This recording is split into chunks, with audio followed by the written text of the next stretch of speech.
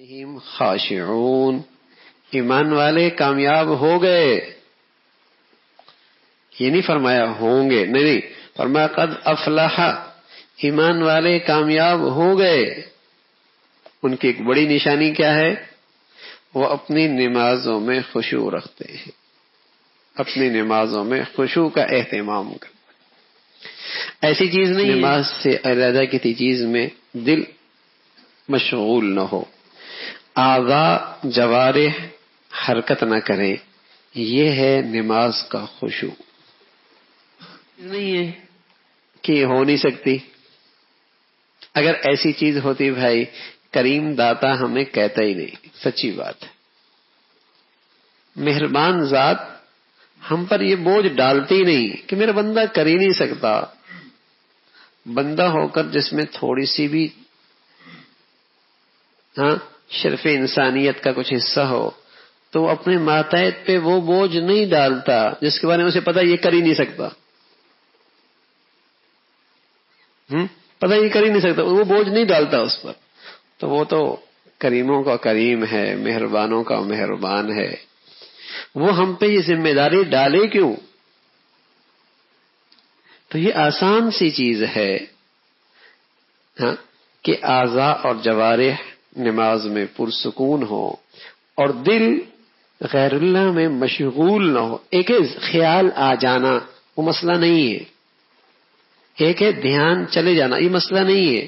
خیال رکھنا غلط ہے، ذہن اس طرف متوجہ رکھنا غلط ہے. جھٹک دیا کوئی بات نہیں، پھر نماز میں آ گیا، خشوع ہے.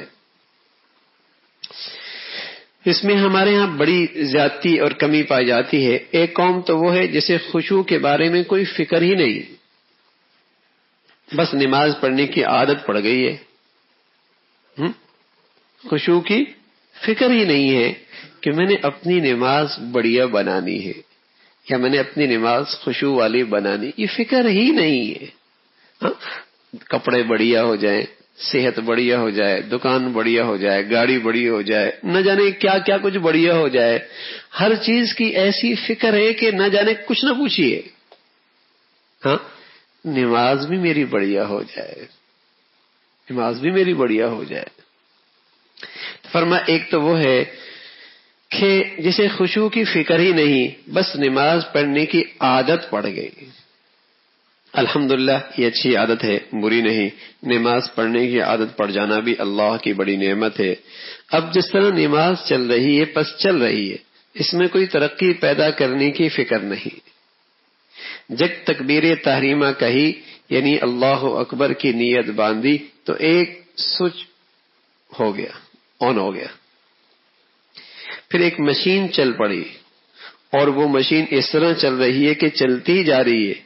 اب کسی جگہ رک جائے گی تو آدمی رکوع کر لے گا، پھر کھڑا ہو جائے گا، سجدے کا وقت آئے گا سجدے میں چلا جائے گا. لیکن اس حالت میں دل کہیں اور، دھیان کہیں اور، نہ اس بات کی کوئی فکر ہے کہ نماز کو خشوع والی نماز بناؤ. بس ایک مشین ہے، بٹن دب گیا، چل رہی ہے، جہاں رکی تو رکوع میں چلا گیا.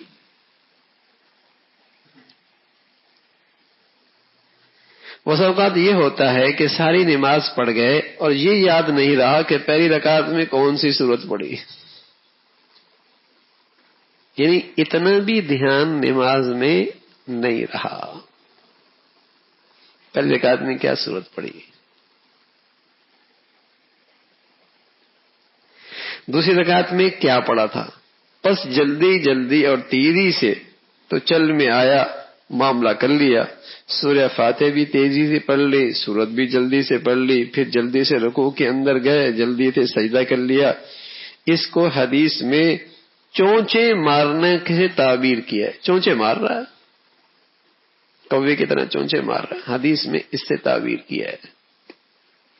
حدیث میں جو نماز کے آخر میں پڑھتا ہے، یعنی عصر کی نماز کا وقت ہو گیا اور دیر ہو رہی ہے اور پرواہ نہیں ہے، اچانک جب وقت ختم ہونے لگا تو اس وقت جلدی سے قام فنقر اربعا، 4 چونچے مار لی. یہ چونچے مارنا کیا ہے؟ بس سجدے میں سر گیا، پھر جلدی سے وہ رٹے ہوئے الفاظ زبان سے نکالے اور پھر سر اٹھا لیا. خشوع حاصل کرنے کی فکر ہی نہیں، توجہ ہی نہیں. جس طرح گاڑی چل رہی ہے چلاؤ، اس میں ترقی کرنے کی کوئی فکر نہیں. ایک طرف تو یہ حالت ہے کہ اپنی نماز میں خشوع کی فکر ہی نہیں ہے.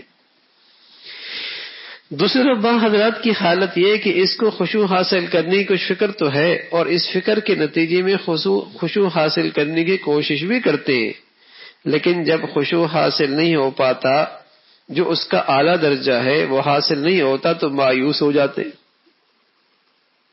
یہ بھی ہے کیا نماز میں دھیان آ رہتے ہیں، خیالات آتے ہیں،